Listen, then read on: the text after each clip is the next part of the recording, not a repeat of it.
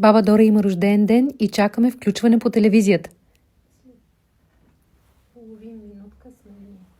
Само забележете колко чинно стои и чака прякото включване. Това са едни 5, 6, 7 минути, които всеки репортер очаква да му дойде реда, за да се включи в живото предаване.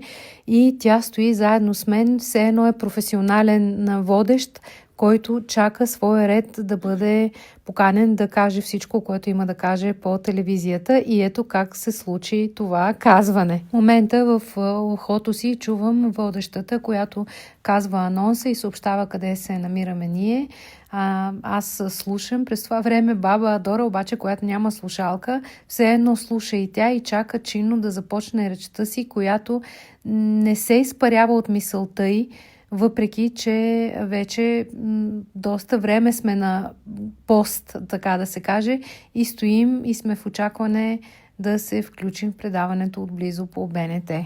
Здравейте, уважаеми зрители на Българската национална телевизия и предаването отблизо и честита баба Марта от мен и от баба Дора. Ние се намираме тук в нейния дом, където минават дните на баба Дора, заобиколена от много близки, от снимките на своите внуци и деца, от обичта, с която тя има благословията да е заобиколена. Виждате тук оператора Камен Розов ви показва тортите, бомбоните, цветята и въобще цялостната украса за този празничен за нас ден.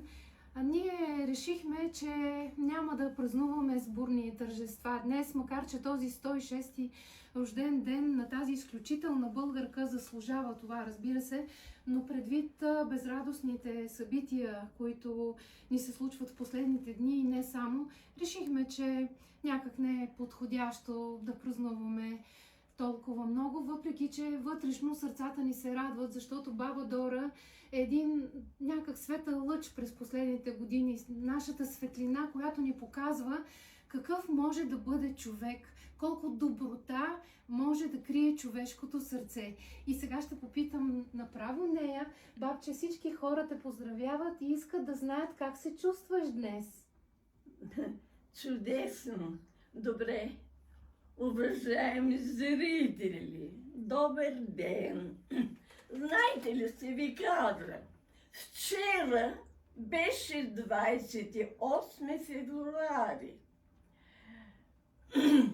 Ако прибавим само днешната дата, още един ден към 28, става 29.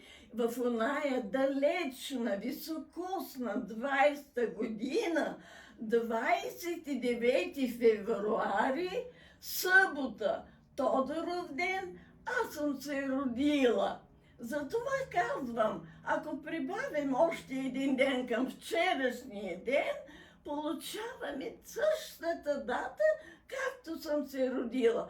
Ето, за това казвам, че днес навършвам, закръглям 106-тия си рожден ден.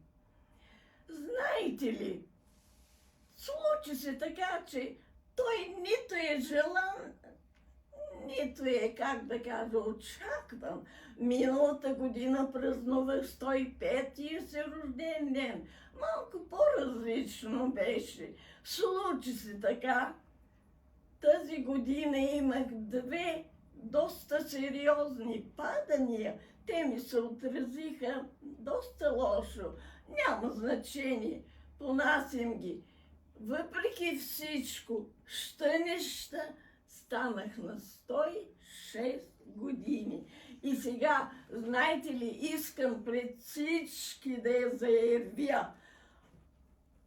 Приключвам с празнуването на моите вече рождени дни. 106 е последният ми рожден ден, на който празнувам. Признавам го пред всички. Пък и да ви кажа, не са малко 106 години. Времето е безмилостно, то така ме ги поднесе един след друг.